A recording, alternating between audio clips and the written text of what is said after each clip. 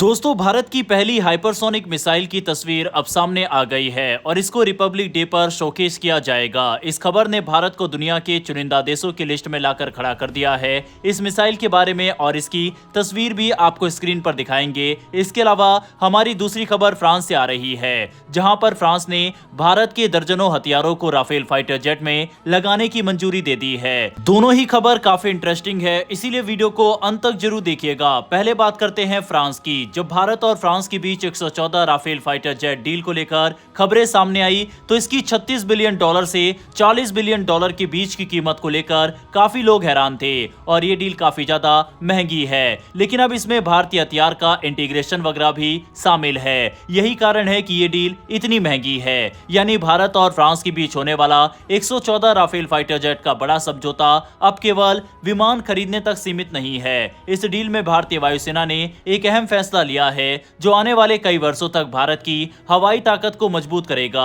इस बार भारतीय वायुसेना चाहती है कि राफेल विमानों में भारतीय हथियारों को जोड़ने का पूरा खर्च और प्रक्रिया इसी मुख्य डील में शामिल हो। इससे पहले ऐसा नहीं होता था। पहले हर हथियार के लिए अलग समझौता करना पड़ता था, जिससे काफी देर होती थी। पुरानी व्यवस्था में जब भी कोई भारतीय मिसाइल या बम राफेल में लगाना होता था तो फ्रांस की कंपनी डैसॉल्ट एविएशन से अलग कॉन्ट्रैक्ट किया जाता था। इसमें समय भी लगता था और काम भी धीमा हो जाता था। अब वायुसेना चाहती है कि नए राफेल स्क्वाड्रन शुरुआत से ही पूरी तरह तैयार हालत में सेवा में आए। इस नई डील में कई भारतीय हथियारों को शामिल करने की योजना है। सबसे पहले बात करते हैं अस्त्र एयर टू एयर मिसाइल की। अस्त्र मार्क 2 को जल्द ही मंजूरी मिलने की उम्मीद है। इसके बाद अस्त्र मार्क 3 आएगी, जो बहुत लंबी दूरी से दुश्मन के विमान को मार गिराने में सक्षम होगी। इसके अलावा रुद्रम मिसाइल परिवार भी इस डील का अहम हिस्सा होगा। रुद्रम 1 के बाद अब रुद्रम 2 और रुद्रम 3 और आगे चलकर रुद्रम 4 को भी राफेल में लगाया जाएगा। ये मिसाइलें दुश्मन के रडार और एयर डिफेंस सिस्टम को नष्ट करने के लिए बनाई गई है। कुछ और भारतीय हथियारों पर भी विचार किया जा रहा है। इनमें तारा प्रिसीजन गाइडेड बम शामिल है, जो बहुत सटीक निशाने पर गिरते हैं। इसके साथ ही नई पीढ़ी के एयर लॉन्च क्रूज मिसाइलें भी राफेल के लिए तैयार की जा रही है। ये मिसाइलें कम दूरी और लंबी दूरी दोनों तरह के हमलों में काम आएंगी।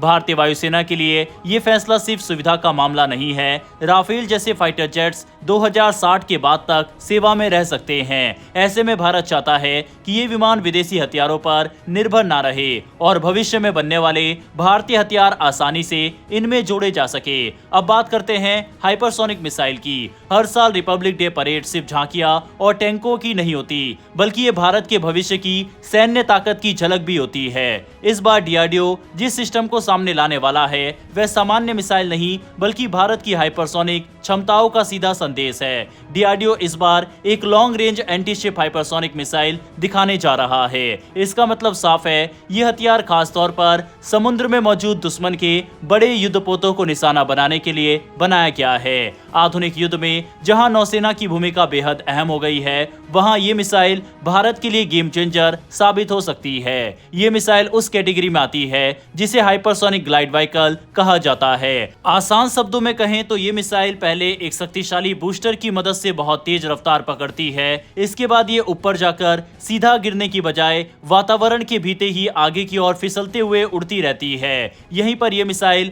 पारंपरिक बैलिस्टिक मिसाइलों से अलग हो जाती है।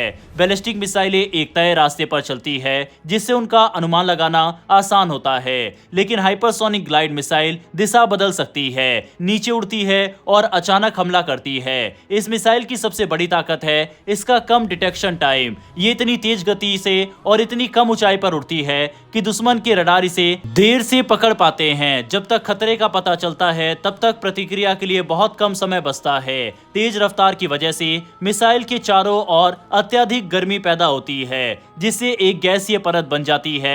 ये परत रडार सिग्नल को कमजोर कर देती है, जिससे मिसाइल को ट्रैक करना और भी मुश्किल हो जाता है।